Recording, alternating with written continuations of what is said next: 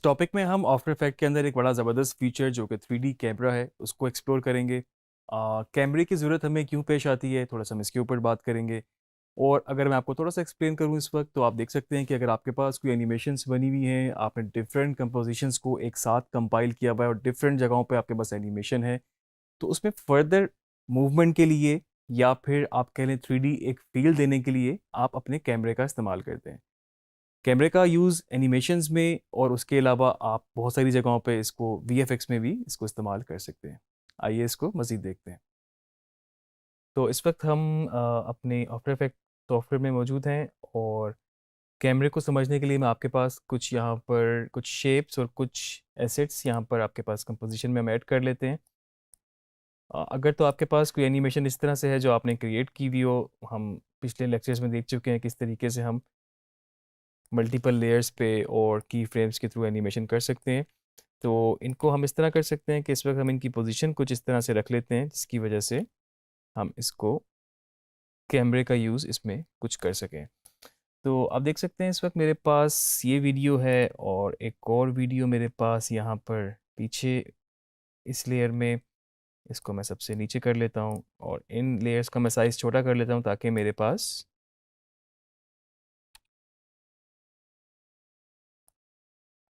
कैमरे को मूव करने के लिए थोड़ी सी जगह बन सके। और आई थिंक हम 3 लेयर्स ही रखते हैं। पीछे हमारे पास एक ये लेयर है। फर्दर हम कुछ इसमें शेप ऐड कर लेते हैं।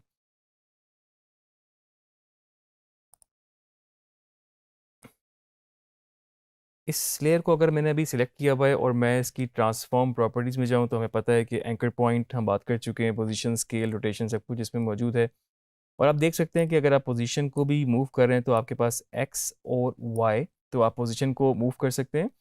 अगर इस लेयर को मैं यहाँ पे क्लिक करूँ, एक छोटा सा आप देख सकते हैं ये 3D के मेरे पास ऑप्शन है कि इस लेयर को आप 3D लेयर में कन्वर्ट कर सकते हैं। तो आपके पास जो बेसिकली आपकी कंपोजिशन है, जो सामने स्क्रीन है, वो ऑब्वियसली जो स्क्रीन है 2D है। आपके पास 2 डायमेंशंस एक्स और वाई आपको नज़र आ रहे हैं। इस लेयर को 3D कन्वर्ट कर तो सकते हैं, लेकिन ये एक्चुअल 3D इसलिए नहीं है क्योंकि आपके पास ये बाय डिफ़ॉल्ट ये 2D में फिल्म किया हुआ मटेरियल है। आप इसको अगर 3D यहाँ से कर देंगे, जस्ट क्लिक करेंगे, तो आपके पास आप देख सकते हैं कि एक एक्सिस और ऐड हो गया जो कि आपके पास Z एक्सिस है। और यहाँ पर भी आप नोट कर सकते हैं कि ट्रांसफॉर्म में आपके पास बहुत सारी ऑप्शंस मौजूद हो गई। मतलब बेसिकली तो एक एक्सिस आपके पास और ऐड हो गया जो कि Z एक्सिस है। इवन कि इसकी पोजीशन, स्केलिंग आप सारी उस हिसाब से कर सकते हैं। इवन रोटेशन भी ये देखेंगे अगर आप, तो आप इसको इस तरीके से रोटेट भी कर सकते हैं। इनकी थोड़ी पोजीशन हम इस तरह से रखते हैं कि हमें एक 3D की इसमें फील आए, ताकि जब हम कैमरे को मूव करें अपने, तो हम इसको बेहतर समझ सकें। इस लेयर को आप देख सकते हैं, अगर 3D ना किया होता आप इसको Z एक्सिस को एक्सेस नहीं कर सकते थे। सेम इसी तरह से हम इसको भी थोड़ा सा मॉडिफाई कर लेते हैं, इस लेयर को भी 3D कर लेंगे। और अब हम इस लेयर को भी इसकी प्रॉपर्टीज़ थोड़ी सी ट्रांसफॉर्म इसको हम चेंज कर लेते हैं। हम इसको, आप देख रहे हैं आपके पास Y में आप इसको मूव भी कर सकते हैं और फर्दर आप इसको रोटेट भी कर सकते हैं। साथ में हम कोई शेप भी ऐड कर लेते हैं और हम शेप को देखते हैं कि शायद हम उसको थोड़ा सा एनिमेट भी कर लें। हम स्टार टूल यूज़ कर लेते हैं इस वक्त और हमारे पास ये स्टार की शेप है। कलर चेंज करना चाहें तो हम इसको यहाँ से चेंज कर सकते हैं और हम कुछ इस तरह का ब्राइट कलर ले लेते हैं। कंट्रोल डी से डुप्लीकेट हो जाएगी लेयर मेरे पास शेप, और यहाँ से मैं इसको चाहूँ तो और भी इसकी कॉपीज़ बना लूँ, फर्दर इसको मॉडिफाई भी कर दूँ।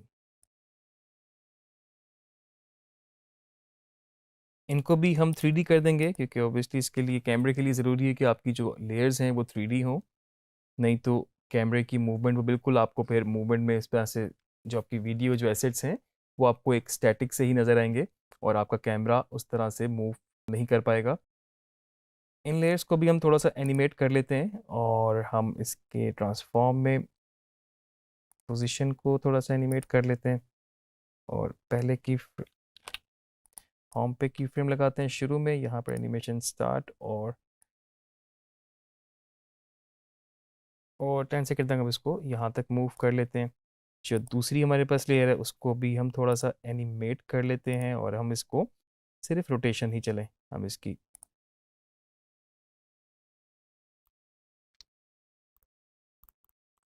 और ये जो सेकंड लेयर है इसको भी हम 3D कर चुके हैं, इसको हम रोटेशन इसकी थोड़ी सी इसको भी एनिमेट कर लेते हैं। आप देख रहे हैं आपके पास अब एक्स वाई जेड तीनों ऑप्शन आ रही हैं। अगर ये 3D ना होती तो आपके पास सिर्फ रोटेशन की सिंपल ऑप्शन आ रही है। तो जस्ट ये 3D का यहाँ पर जो बॉक्स है छोटा सा, इसके नीचे आपको चेक करना होगा।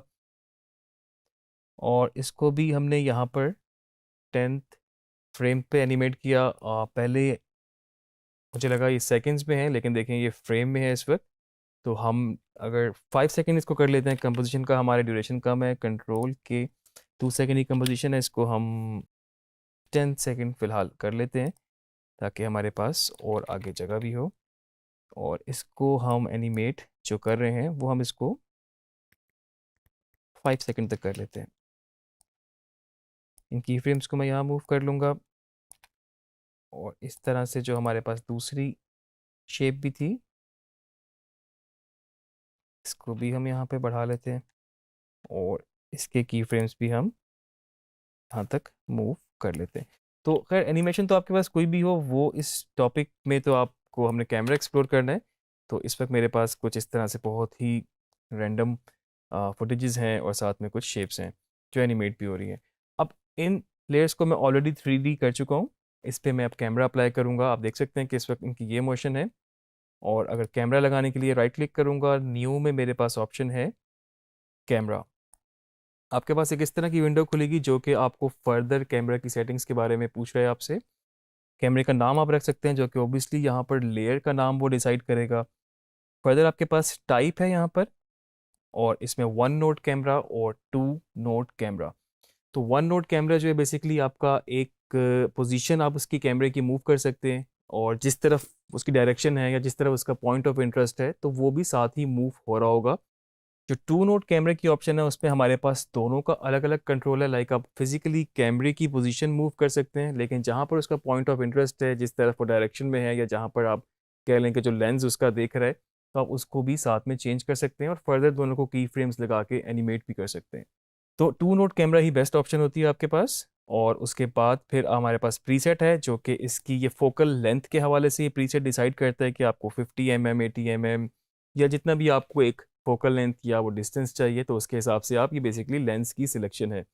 जो लोग फोटोग्राफी करते हैं या फिर वीडियोस को भी इस तरह से जो फिल्म करते हैं तो उनको इसका बखूबी आइडिया होगा 50 mm लेंसेज वगैरह और सारे इनके जितनी भी वेरिएंट्स होते हैं। तो यहाँ से हम इसको 50 mm सिलेक्ट कर लेते हैं, फर्दर इसको हम ओके करेंगे और मेरा कैमरा यहाँ पर इस वक्त अप्लाई हो चुका है। इस कैमरे को अगर मैं यहाँ से इसके ट्रांसफॉर्म में जाके मूव कर लूँ तो आप देखेंगे कि इस वक्त चीज़ें जो आपको मूव होती नज़र आ रही हैं, बेसिकली चीज़ें वहीं पर ही हैं, मूव नहीं हो रही है। कैमरे की पोजीशन, कैमरे का पॉइंट ऑफ इंटरेस्ट हम चेंज कर रहे हैं इस वक्त, और ये कैमरे की पोजीशन हम इसको चेंज कर रहे हैं। और ये कैमरा इस वक्त आपका आगे फर्दर जा रहा है, जूम इन हो रहा है। तो आप देख सकते हैं कि वो सारी एनिमेशंस आपकी वैसी ही रहेंगी, लेकिन कैमरे की मूवमेंट से आप इस तरह के इल्यूजन्स क्रिएट कर सकते हैं। फर्दर इसको मज़ीद समझने के लिए अगर हम यहाँ पर जो हमारा ये वन व्यू वाला एक यहाँ पर एक छोटा सा मेन्यू है, इसको मैं अगर क्लिक करूँ तो मेरे पास 2 व्यूज़ आ जाएंगे। यहाँ इस व्यू में हमारे पास देखें, एक हमारे पास आ रहा है एक्टिव कैमरा, और ये इस वक्त आपको फाइनल रिजल्ट वो वाला दिखा रहा है जो कि कैमरे का फ्रेम, जो कैमरे का लेंस बेसिकली इसको देख रहा है। और सेकंड व्यू आपके पास टॉप से है। टॉप वाली विंडो को मैं अगर थोड़ा जूम आउट कर लूँ, कैमरे को यहाँ से हम सिलेक्ट कर लें, तो आप देख सकते हैं ये कैमरा बेसिकली, और ये इसका पॉइंट ऑफ इंटरेस्ट, और ये कैमरे की इस वक्त पोजीशन है, यहाँ पर कैमरा आपका प्लेस हुआ हुआ है। तो तब जाके आपको कुछ इस तरह का व्यू नज़र आ रहा है। अगर मैं इसको इधर से ही मूव करूँ, आप देख सकते हैं कि ये कैमरा यहाँ पर फिजिकली आगे मूव हो रहा है, और तभी आपको ये चीज़ें, कैमरा बिल्कुल इस वक्त साथ इसके पहुंचा हुआ है। अगर मैं यहाँ से इसके पॉइंट ऑफ इंटरेस्ट को चेंज करूँ तो देखें आप, तो जो व्यू इसका यहाँ पे बन रहा है, और ये जो इसका ये डिस्टेंस है, ये बेसिकली लेंस की वजह से है जो कि हमने 50 mm सिलेक्ट किया था। और इस कैमरे को आप मूव करके पॉइंट ऑफ इंटरेस्ट चेंज करके अगर मैं इसको एनिमेट करना चाहूँ तो बिल्कुल ऑब्वियसली मैं दोनों को की फ्रेम ऐड कर लेता हूँ, पॉइंट ऑफ इंटरेस्ट पे भी और फर्दर आपकी पोजीशन पे भी। बाकी आपके पास और रोटेशन वगैरह की ऑप्शन भी मौजूद है, आप उस तरह से भी कर सकते हैं। और इसको भी मैं 5 सेकंड तक चलें जी, हम इसको मूव करते हैं और इस की फ्रेम पे जाके मैंने इसको यहाँ से जूम इन करना शुरू किया और फर्दर मैं ये भी करता हूँ कि इसका पॉइंट ऑफ इंटरेस्ट भी चेंज कर देता हूँ। तो आप देख सकते हैं कि इस वक्त जो आपकी मूवमेंट है बेसिकली वो, इसको हम थोड़ा जूम इन कर लें, आपकी एनिमेशंस और आपकी जो जितनी भी आपके पास उसके अंदर वीडियोस प्लेस हुई हुई हैं वो सब, उनकी एनिमेशन वैसी ही रहेगी और आप फर्दर उन पे इसको हम रोटेट भी कर सकते हैं। यहाँ से आप देख रहे हैं कि जी एक्सिस भी आ रहा है, हमारे पास दूसरे एक्सिस भी आ रहे हैं और अगर हम इसको रोटेट करें तो हमारे पास कुछ इस तरह से। अब इसको अगर हम प्ले करके देखें और अगर बेशक मैं इसको यहाँ पर वन व्यू कर लूँ जिसमें मुझे अपना एक्टिव कैमरा वन व्यू नज़र आ रहा है, इसको रेजोल्यूशन इसका जो डिस्प्ले है उसको हम फिट कर दें और अब आप देख सकते हैं कि आपके पास वो एनिमेशन सब वैसे ही चल रही हैं और इस वक्त आपका जो भी ये इल्यूशन, जो भी ये मूवमेंट हो रही है बेसिकली उस कैमरे की वजह से हो रही है।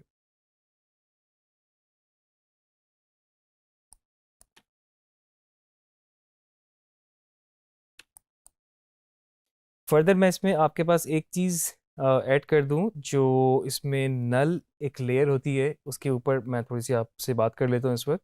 तो बेसिकली नल क्या है कि एक ट्रांसपेरेंट लेयर है जो कि नज़र नहीं आएगी आपको, जिसका कोई उस तरह से एग्जिस्टेंस आपको ऑन स्क्रीन नहीं होगी, लेकिन उसके साथ आप और लिंक्स को अटैच कर सकते हैं और एज अ पेरेंट उसको ट्रीट कर सकते हैं। मिसाल के तौर पे 3 एनिमेशंस या 3 वीडियोस एक साथ हैं और उनको आपने कनेक्ट कर दिया नल के साथ, जो नल लेयर है जो कभी हम लगा के देखते हैं, और नल जो है एज अ पेरेंट आपको उनके साथ कनेक्ट करना पड़ेगा, वो प्रोसेस भी हम देख लेते हैं।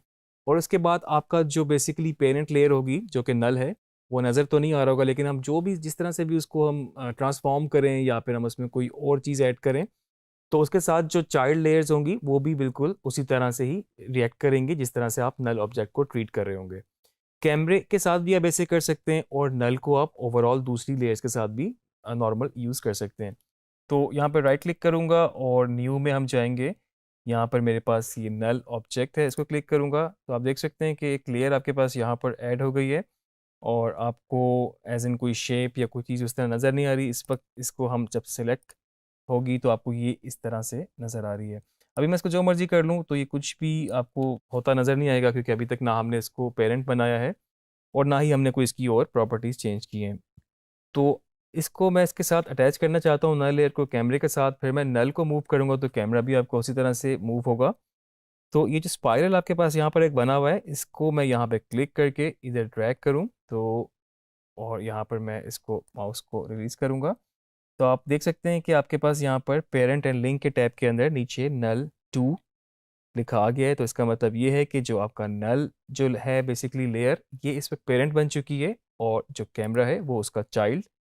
अब मैं नल को अगर मूव करूंगा तो कैमरा भी मूव होगा, और नल को मूव करने के लिए हम सिंपल इसके ट्रांसफॉर्म में जाके पोजीशन, आप देख रहे हैं कि इस वक्त कैमरा जो है वो बेसिकली यहाँ पर है, और अगर मैं नल को सिलेक्ट करता हूँ और इसको मूव करता हूँ तो इस वक्त कैमरा भी मूव हो रहा है नल की वजह से। एक और एग्जांपल अगर हम नल के साथ फॉरन क्विकली कर लें तो एक और मैं यहाँ पर नल ऑब्जेक्ट ऐड कर लेता हूँ और इस नल लेयर को मैं यहाँ पर बाकी शेप्स के साथ लिंक करा देता हूँ। तो आप देख सकते हैं कि इसी तरह से इस स्पाइरल, और इसको मैं 3D भी कर लूँ और मैं चाहूँ तो मल्टीपल लेयर्स को कर सकता हूँ। और इस वक्त मेरे पास ये जितनी भी जो शेप्स थी या मेरे पास ये जिस तरह की वीडियोस थी इस नल के साथ कनेक्ट हो गए हैं। और अब मैं इसको अगर ट्रांसफॉर्म यहाँ पर कुछ भी पोजीशन मूव करूँगा इसकी, तो आप देख सकते हैं कि सब कुछ ही ओवरऑल इस वक्त चेंज हो रहा है। और फर्दर आप इसको भी अपना एनिमेट इस तरह से भी करना चाहें कर सकते हैं। इसको भी हम 5 सेकंड पे जाके कुछ एनिमेट कर लेते हैं, बिल्कुल हम इसको रैंडम कर रहे हैं, स्केल हम इसका छोटा कर लेते हैं और फर्दर हम इसके रोटेशन पे भी कुछ थोड़ा सा कुछ साइकिल्स यहाँ पर भी कर लेते हैं। तो आप देख सकते हैं कि कैमरे की मूवमेंट अपनी जगह जो कि नल 2 के साथ अटैच थी, और बाकी नल के साथ हमने और एनिमेशंस अटैच की। कैमरा भी इस वक्त आपको मूव करेगा।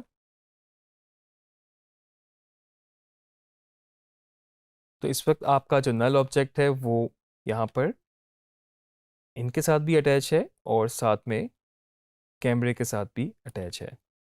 तो आप कैमरे को लगा के डायरेक्टली कैमरे की वैल्यूज़ भी चेंज करके उसको एनिमेट करके उसकी पोजीशन उसको ट्रांसफॉर्म कर सकते हैं और आप देख सकते हैं कि आप इस तरह के रिजल्ट अचीव कर सकते हैं। ये बिल्कुल हमने रैंडम एनिमेशन इस वक्त क्रिएट की थी, रैंडम क्लिप्स यहाँ पे रख के। अगर आप प्री प्लान्ड आपके पास कुछ लेयर्स में चीज़ें हैं और एनिमेशन इस तरह से है कि वो थ्रू 3D फील आप उसको देना चाहते हैं और साथ में एनिमेशन के साथ साथ जो आपकी मूवमेंट बाकी होगी ओवरऑल जो उसको फाइनल बना रहा होगा, तो वो कैमरा से आप उसको कंट्रोल कर सकते हैं। इसकी प्रैक्टिस करें, इसको मज़ीद एक्सप्लोर करें, थोड़ा सा कंट्रोल आपका इस पे बेहतर होगा जितनी प्रैक्टिस आप करते जाएंगे और फिर बाकी लेक्चर्स में हम और चीज़ों के ऊपर बात करते हैं।